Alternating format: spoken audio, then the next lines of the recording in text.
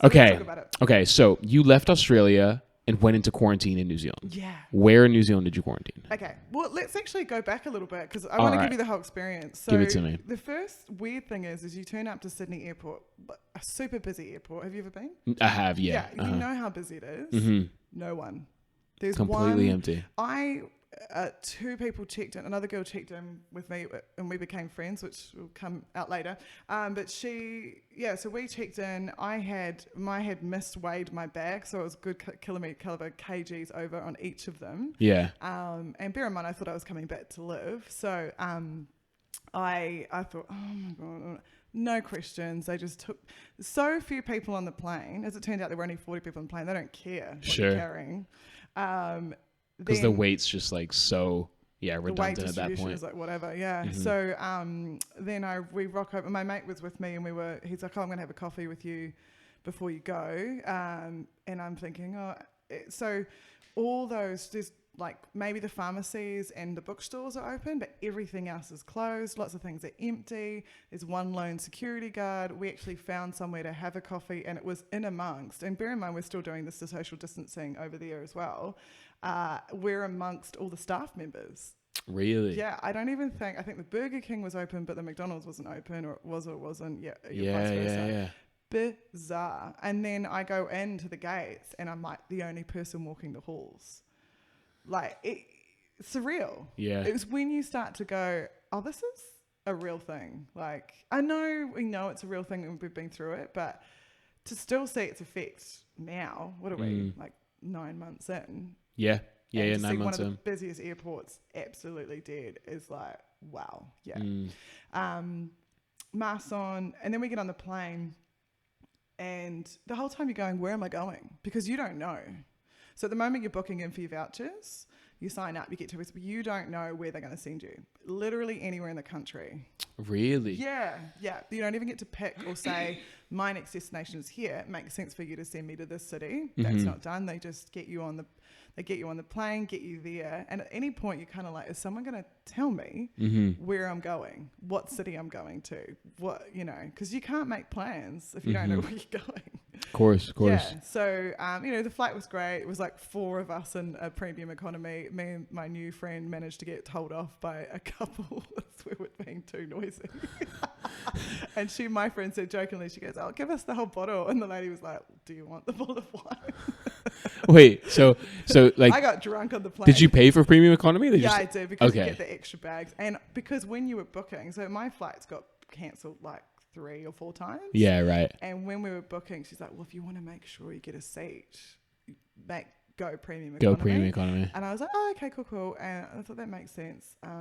Anyway, it turned out to be fun, but it cost me. Yeah, fuck yeah, it did. Yeah. Did you watch movies or you just drink it and chat? No. Well, we couldn't, because we couldn't really sit next to each other. Right, okay. So we were kind of chatting. And then we were actually, first time I've ever used the seat chat. The seat chat? Yeah. Is that when you call like another seat? No, like there's a messenger on the seats. Oh, I don't know that. Yeah. So if you see like, That's see new. a hottie, you can be like, yo. Yo, what's up? Yo. Hey, 14B.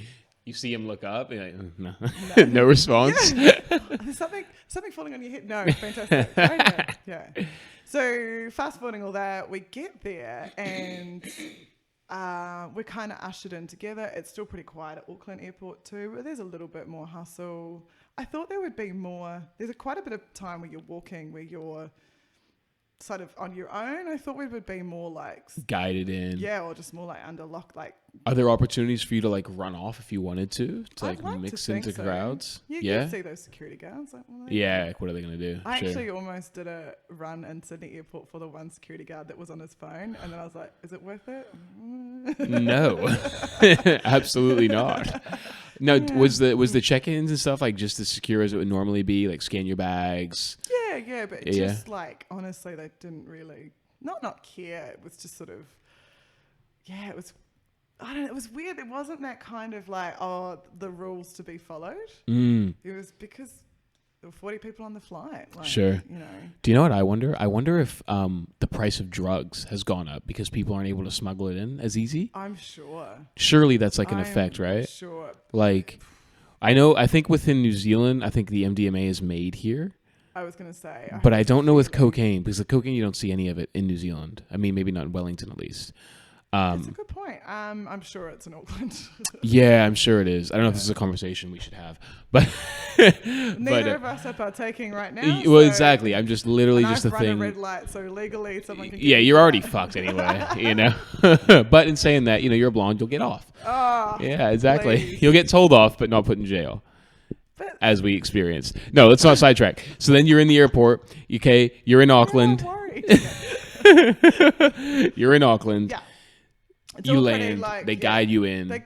Not usually. You just kind of follow the things, and the whole time you're going, when are they going to tell me anything?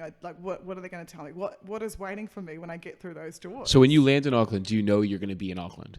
At that point, have No. they told you? No. So is there a chance you could get transferred from Auckland down to Christchurch Yes. or Wellington? They put you in there. Yes. Right. Okay. Yes. I thought so when I booked mine. We were like, Where did you book your final destination for? I just left it at Auckland, but Right. they don't ask you when you fill in the form. They Right. just go, what flight are you on? I mean, I guess they probably know. What flight are you on? When are you arriving? What's your name? That's it. And that's it. And that's That's the it. form that you're telling them to allocate you a place Yes. to stay within. The New Zealand. MIQ voucher. Okay. Yeah. Right. You have to have the voucher before they will confirm your flights for Mhm. Air New Zealand, which I think is good due diligence, because people get there and have nowhere to go. So they would go through, and at any time I'm waiting for someone to be like, "Stop, follow me," but it doesn't happen until we go through the gates. Yeah. By now, all the people I've travelled with are kind of like separated a bit. We're not in a tight group. One's dying of COVID. One's like. Yeah. And then we come off, and then there we are, kind of like, and I'm still looking. We walk outside, and that's when they direct us to a bus. Thank you for watching that clip. If you enjoyed it, make sure you hit that subscribe button on the left. And if you want to watch the full episode, hit the square on the bottom. To watch another small clip, go ahead and hit that square on top. And if you just want to listen to the full episode but don't have time to watch it, you can find this podcast wherever podcasts are listened to. Thanks. Bye.